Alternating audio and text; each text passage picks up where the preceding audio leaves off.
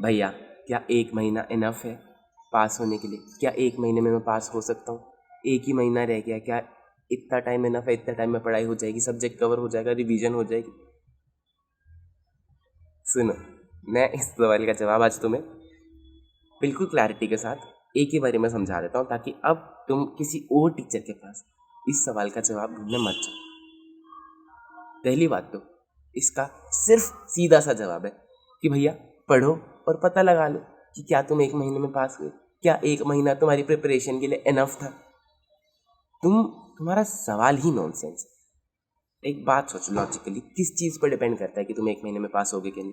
कि तुम्हारी रिवीजन कितनी बार हुई, तुम्हारी क्वालिटी ऑफ रिवीजन कितनी थी, तुम किस सब्जेक्ट को कितना टाइम दे पाए, कौन से चैप्टर्स तुम करके गए, उसमें से क्या क्वेश्चन आए और उसका आंसर क्या तुम लिख के गए। क्या ये सभी फैक्टर्स मैं तुम्हें इधर बैठ के बता सकता हूँ या कोई भी और टीचर बैठ के बता सकता है कि तुम्हारे साथ क्या हो रहा है, तुमने अब तक कितना कवर किया है और कितना तुम कवर कर पाओगे? बेकार का सवाल, बेकार की चीज़ें लेके बैठे रहते हो हर टाइम। अगर यही सोचते रहोगे ना, फिर तो नहीं है 1 महीना इनफ, क्योंकि ये सोचने के लिए तुम्हें 3 महीने तो चाहिए। नॉनसेंस हरकतें, नॉनसेंस, इतने सवाल आते कहाँ से है तुम्हारे पास? मुझे तो समझ नहीं आ रहा। और तुम्हें ये जानना ही क्यों है?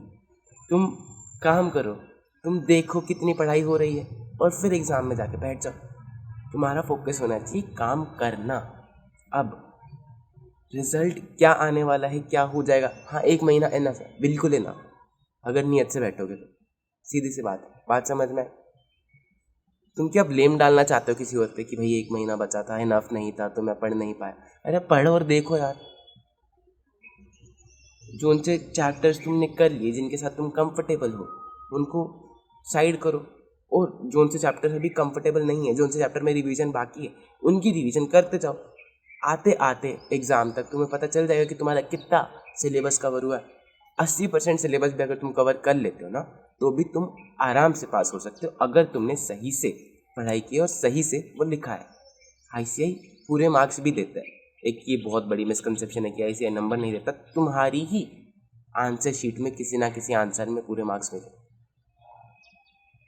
और अगर तुम्हारी में नहीं मिले तो अपने किसी दोस्त की में देख लेना, क्योंकि तुम ही निकम्मे हो अगर तुम्हारी में नहीं मिले किसी एक आंसर में भी, बट मिले होंगे किसी ना किसी पार्ट में।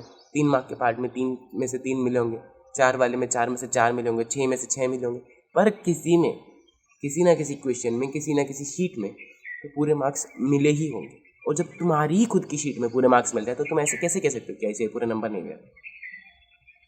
क्या 80% सिलेबस करके जाऊंगा तो इनफ रहेगा? हाँ इनफ रहेगा, अगर तुमने वही लिखा है जो उसको चाहिए, इनफ रहे तो पढ़ाई पे ध्यान दो। इस सवाल का जवाब कोई नहीं दे सकता कि क्या तुम पास होने वाले हो क्या नहीं।